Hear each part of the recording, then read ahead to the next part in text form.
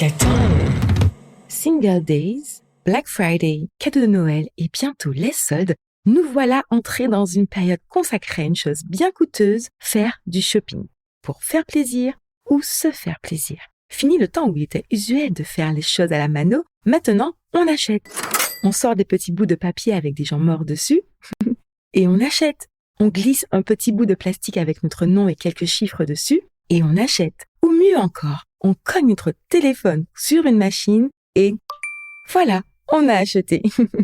On achète ci, on achète ça, on achète parce qu'on a envie, on achète parce qu'on n'a pas le choix, on achète pour se faire plaisir, on achète parce qu'il le faut, mais on achète. Et parfois on ne sait même pas vraiment pourquoi, mais on achète. On l'a vu récemment avec le tumulte autour de l'installation à Paris du géant de la fast fashion Shein, ou encore de l'enseigne de prêt-à-porter Kiabi à Saint-Laurent-du-Maroni en Guyane. Pour certains, acheter n'est plus qu'un petit plaisir optionnel. C'est presque devenu un besoin primaire, une mission incontournable, quelque chose qui dépasse parfois la logique. Pourtant, tout le monde ne réagit pas ainsi. Tout le monde n'est heureusement pas victime de consumérisme. Alors, comment expliquer ces différences de comportement? Pourquoi certains achats semblent exercer une force d'attraction disproportionnée? Qu'est-ce qui nous pousse vraiment à craquer? Que s'orchestre-t-il réellement dans notre cerveau quand on passe en mode shopping, notamment durant la période des fêtes? Sommes-nous biologiquement construits pour être de vrais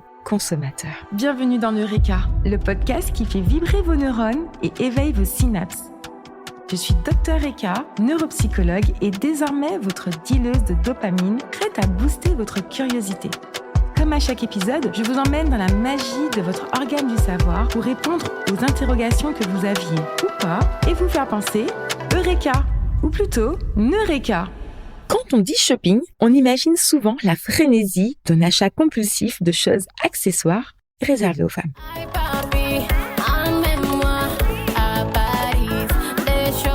Mais en fait, par définition, le shopping désigne l'ensemble des comportements chez les hommes et les femmes qui consiste à chercher, sélectionner et acquérir des biens ou des services qu'ils soient nécessaires, désirés ou simplement envisagés.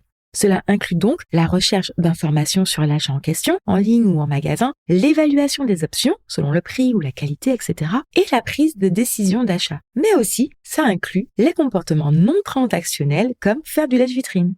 Et cela vaut autant pour une paire de chaussures que pour un bien immobilier ou pour l'achat d'un produit de première nécessité. En neurosciences et en sciences du comportement, faire du shopping dépasse donc l'acte de simplement faire un achat impulsif ou compulsif. C'est plutôt vu comme un comportement complexe qui engage simultanément des processus cognitifs et émotionnels spécifiques. Parce que oui, faire du shopping combine de nombreux mécanismes cognitifs. Quand le cerveau fait du shopping, il commence par explorer les options. Pour cela, il sera obligé d'activer ses réseaux attentionnels et notamment le circuit fronto-pariéto-occipital permettra de capter et traiter les stimuli visuels, auditifs et sensoriels autour de lui. Quand vous faites des courses par exemple et que vous entrez dans un rayon, sans même y penser, votre attention se dirige vers certaines informations. Les couleurs, les formes, les textes, parfois même la texture ou l'odeur. Votre cerveau scanne et encode toutes ces informations en continu. Et bien sûr, ça, les marketeurs le savent. C'est exactement pour exploiter ce mécanisme naturel qu'ils déploient autant de stratégies pour faire la promotion de leurs produits. Couleurs vives, parfums, étiquettes clignotantes,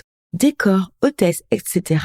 Tout est conçu pour capturer et orienter votre attention vers un produit plutôt qu'un autre.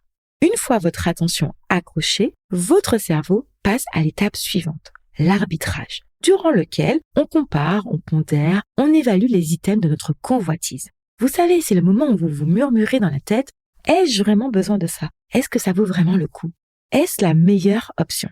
Et cet arbitrage n'a rien d'anodin, car le cerveau, et en particulier le cortex préfrontal, se retrouvera à devoir étudier et jongler avec une multitude de critères internes. La valeur perçue, le coût réel, le risque de regret, l'utilité future, la cohérence avec nos objectifs du moment. En fait, même un petit achat mobilisera un travail cognitif sous-jacent bien plus conséquent qu'on ne l'imagine. Surtout qu'en parallèle, d'autres systèmes s'activent, et notamment le processus d'anticipation de la récompense. Car oui, chaque fois qu'on envisage un achat il y aura une sorte de projection, de visualisation très rapide de ce que cet achat pourrait nous apporter. Du plaisir, du confort, de la nouveauté, en complément de satisfaction, peu importe. On va inconsciemment attribuer à cet achat une sorte de valeur totalement subjective et personnelle, influencée par nos émotions, notre humeur, nos besoins du moment, etc., mais qui est indépendante de sa valeur réelle ou de son prix. C'est ce qui fait que pour une personne, un achat de telle chose aura une haute importance, alors que pour une autre, ce même achat n'a aucun intérêt. Tout simplement parce que cette évaluation interne est totalement individuelle, déclenchera une sensation de plaisir par anticipation. Donc, la libération de votre neurotransmetteur chouchou, je parle bien sûr de la dopamine. Ainsi, plus un achat potentiel déclenche du plaisir par anticipation, plus le niveau de dopamine sécrété à l'idée de cet achat augmente et plus cela envoie au cortex préfrontal le signal que l'achat a de la valeur, qu'il est intéressant à faire.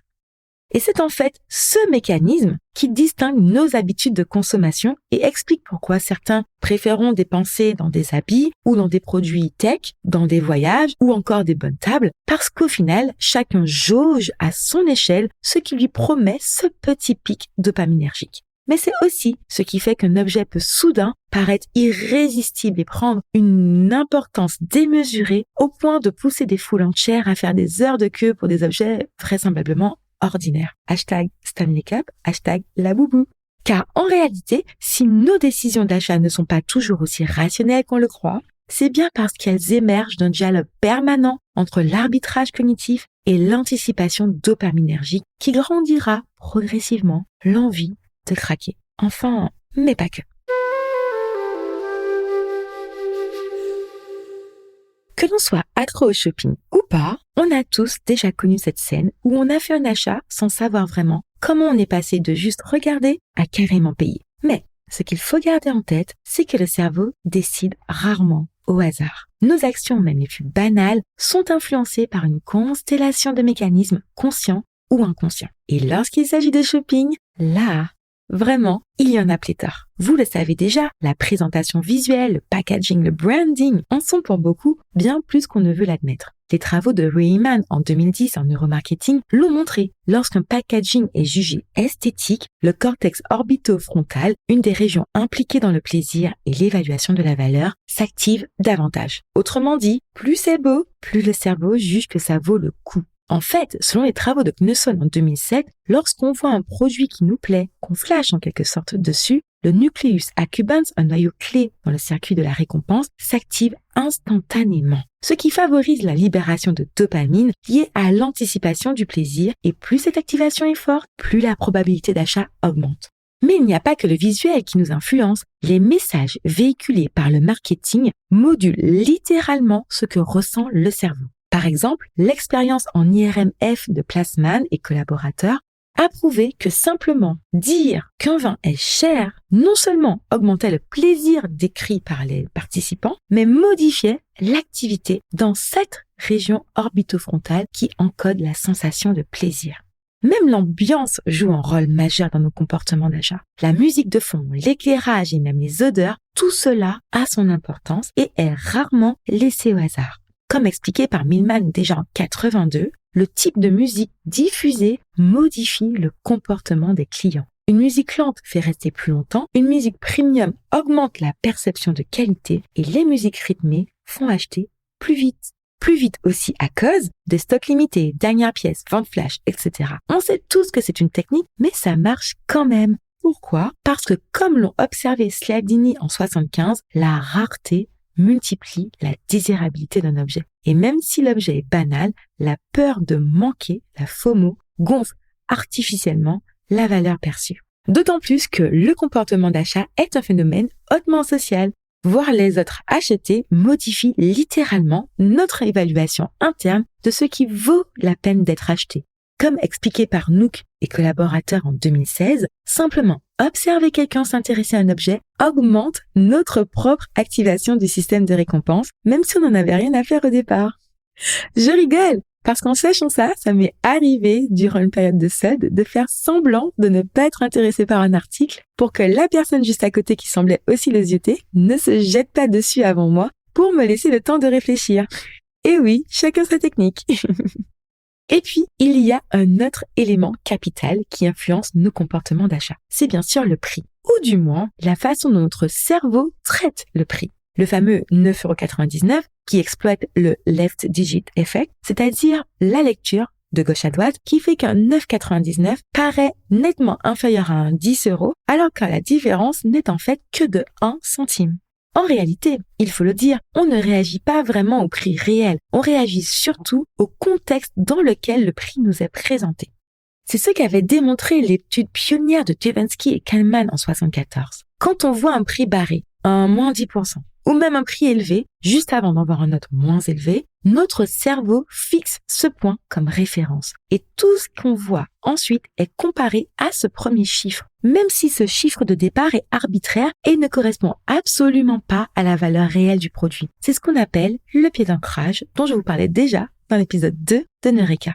Plus intéressant encore, les travaux menés par Ariely en 2006 ont montré qu'un prix totalement artificiel, même un nombre inscrit sur un simple post-it, peut influencer ce que les gens sont prêts à payer. L'ancrage s'impose automatiquement au cortex préfrontal qui utilise ce repère pour estimer ce qui est raisonnable de payer. Et quand on ajoute un rabais, le cerveau ne calcule pas vraiment le bénéfice financier réel, il le ressent. Je fais une bonne affaire, activation du nucléus accumbens et décharge de dopamine. Je perds peut-être quelque chose si je n'achète pas maintenant, activation de l'insula par peur de devoir payer plus tard. Et c'est exactement ce que montrent les études de Knudson en 2007 ou de Rick Levenwich et Prilek en 2008 sur le pain of paying, la douleur de payer. Le prix élevé active l'insula parce que ça fait mal, mais le rabais réduit artificiellement cette douleur et augmente l'envie.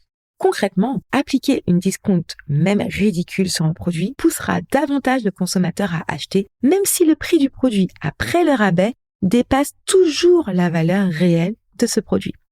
Mince, j'aurais peut-être pas dû dire ça, parce qu'il y en a peut-être qui vont s'amuser à mettre des faux rabais partout.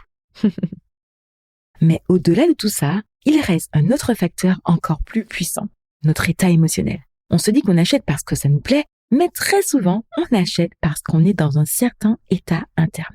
Par exemple, être de bonne humeur nous rend plus enclins à faire des achats. Mais à l'inverse, comme expliqué par Lerner et Klettler en 2001, certaines émotions négatives, telles la tristesse, augmentent aussi la propension à dépenser car le cortex préfrontal régulera un peu moins bien nos actions et qu'en même temps, le cerveau cherchera inconsciemment à rétablir une sorte d'équilibre interne, à compenser, ce qui augmente l'impulsivité d'achat. C'est ça, la retail therapy, la thérapie par le shopping.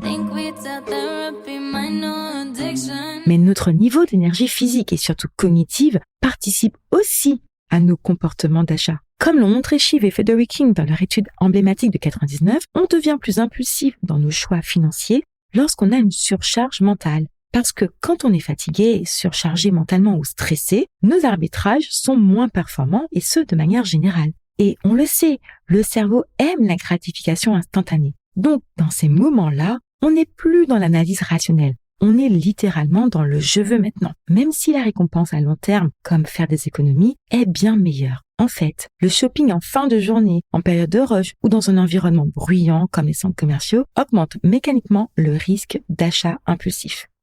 Et tiens, ne serait-ce pas exactement ce qui se passe durant les périodes de soldes ou de fêtes? Si on doit parler d'environnement qui maximise tous les facteurs qui nous influencent, les périodes de fête sont le terrain de jeu idéal. Déjà, c'est sûr, il y a l'ambiance, les lumières chaleureuses, les musiques traditionnelles diffusées en boucle, les odeurs familières, etc. Tous ces signaux sensoriels nourrissent directement le système émotionnel et renforcent la sensation de réconfort, de nostalgie que le cerveau associe à du plaisir. Et quand cette sensation augmente, on l'a vu, l'intention d'achat grimpe avec. Mais ce qui fait des fêtes une période particulièrement propice aux achats démesurés, c'est que nos achats ne sont plus seulement motivés par le plaisir personnel, mais faits dans une perspective de cadeau. Et là, le cerveau active un autre circuit tout aussi puissant pour faire craquer. Avec l'étude en IRM menée par Arbor, Mary et Burgat en 2007, on a pu comprendre que faire un don, un cadeau, déclenchait dans le striatum ventral et le cortex orbitofrontal une activité similaire à celle qu'on observe lorsqu'on reçoit nous-mêmes une récompense. Et plus l'acte est volontaire, plus on fait le choix de faire ce don, plus cette activité est forte. En réalité, depuis les travaux de Elizabeth Dern et Michael Norton en 2013, où ils donnaient une cagnotte aux participants et leur proposaient soit de la dépenser pour eux, soit pour quelqu'un d'autre, on sait que dépenser pour quelqu'un d'autre active certes le circuit de la récompense, mais de manière encore plus intense que lorsque l'on dépense pour soi, en plus d'amplifier le sentiment de bien-être vis-à-vis de cette dépense. Vous avez sans doute déjà quitté une boutique, le sourire aux lèvres, le baume au cœur, parce que justement, vous veniez de dénicher le présent parfait qui ferait assurément plaisir. Et ce, malgré le coup dur porté à votre porte-monnaie. Eh bien, c'est précisément parce que lorsqu'on offre, c'est en définitive à notre cerveau qu'on fait du bien. C'est ça, le fameux plaisir d'offrir. Et ce plaisir-là, on le recherche. Surtout pendant les fêtes où la norme culturelle veut que l'amour se montre, se matérialise et se prouve par des cadeaux. Et puis, il faut le dire, il y a une forme de pression sociale. Tout le monde achète. Les magasins sont bondés. Il y a les files d'attente. Les paniers sont remplis. Les publicités omniprésentes. Et comme l'a montré Sharif en 2016 en exposant des participants à des environnements où d'autres personnes consommaient activement, plus les signes sociaux d'achat sont visibles, plus notre propre intention d'achat augmente, même si à la base, on n'était pas du tout dans ce mindset. Ajoutez à ça la rareté programmée par les éditions ou promos limitées, la fatigue cognitive de fin d'année et la pression culturelle de bien choisir son cadeau, et vous obtenez l'équation parfaite pour maximiser le risque d'achat impulsif ou démesuré. Bon, à écouter tout ça, on pourrait croire qu'on est condamné à craquer et que le shopping est un piège parfaitement huilé et que notre cerveau n'a aucune chance face à cette avalanche de signaux émotionnels, sensoriels ou sociaux. Et pourtant, si ces mécanismes influencent certes tout le monde n'y réagit pas avec la même intensité. Certaines personnes, et vous en faites peut-être partie, restent étonnamment stables, réfléchies, presque imperméables à la pression d'achat, et même en période de fête. Selon les travaux de Casey et collaborateurs en 2011, les individus dotés d'un meilleur contrôle inhibiteur et d'une plus grande capacité à différer la gratification résistent davantage aux achats impulsifs. En fait, les études de Hoffman en 2012 montrent que les personnes qui ont un self-control plus robuste et des stratégies de régulation émotionnelle plus efficaces sont moins sensibles aux signaux de rareté, au marketing émotionnel ou aux décisions hâtives sous surcharge cognitive. C'est la même chose pour les personnes ayant un niveau de fatigue cognitif moins important ou un niveau de stress mieux régulé, leur cortex préfrontal arbitre mieux, donc les achats compulsifs diminuent chez eux. Bref, il existe bel et bien un profil de personnes qui résistent naturellement à l'achat impulsif et non pas parce qu'ils sont plus raisonnables, mais juste parce que leur cerveau arbitre autrement. Et ça veut bien dire qu'il reste encore possible pour ceux qui ont du mal à respecter leur budget shopping d'installer des stratégies cognitives pour câliner leur porte-monnaie.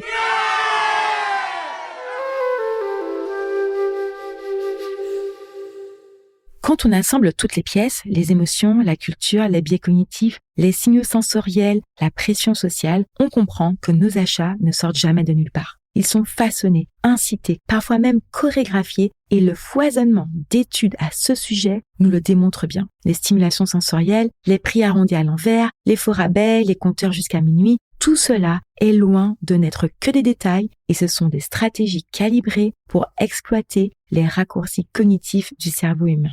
Et forcément, quand on compare ce décor hyper stimulant à celui de pays où les ressources sont plus limitées, où les achats sont d'abord guidés par le besoin et non par le plaisir, on comprend que notre manière de consommer n'est pas universelle, elle est contextuelle. Si le cerveau humain est globalement sensible aux mêmes biais, nos comportements de consommation ne sont pas du tout uniformes. Ils varient aussi selon la personnalité, l'éducation, la capacité financière, le rapport culturel à l'argent et aussi et surtout selon l'environnement dans lequel on évolue. Dans nos sociétés occidentales ultra abondantes, où l'économie est bâtie sur la nouveauté et la possession, tout est pensé pour favoriser la dépense. Et dans un décor pareil, il est normal que certains aient l'impression d'être aspirés dans la machine. Particulièrement pendant la période des fêtes où le shopping devient encore plus intense parce que cette période active des leviers cérébraux et culturels spécifiques. on n'achète plus seulement pour soi, on achète pour offrir. Et offrir pour le cerveau, c'est une double récompense. Mais ce n'est pas une fatalité, parce qu'on le voit aussi dans les études. Même dans un environnement très stimulant, tout le monde ne dépasse pas son budget. Pour ceux qui regrettent d'acheter trop souvent ou trop impulsivement, ne soyez pas défaitistes et choisissez plutôt d'être stratège. Utilisez l'ancrage à votre avantage. Définissez votre prix maximum avant de sillonner la boutique ou le site pour réduire l'influence du prix présenté par le vendeur. Évitez les environnements hautement stimulants, particulièrement en fin de journée. Commandez en ligne quand c'est possible ou achetez en début de journée. Laissez-vous un délai entre la sélection et le moment d'achat effectif, le fameux « je vais réfléchir », pour vous laisser le temps de faire un arbitrage efficace. Et puis, payez en vrai, avec du cash, pour que la douleur du paiement ne disparaisse pas sous votre carte de crédit. Parce qu'au fond, offrir, c'est une double récompense. Acheter sans réfléchir peut devenir une double peine, pour le portefeuille et pour la satisfaction personnelle. Reprendre la main, c'est finalement remettre de la conscience là où l'industrie met de l'automatisme. Apprendre à consommer avec lucidité, pas avec culpabilité. C'est trouver une manière d'offrir, de célébrer, de faire plaisir sans se mettre en difficulté.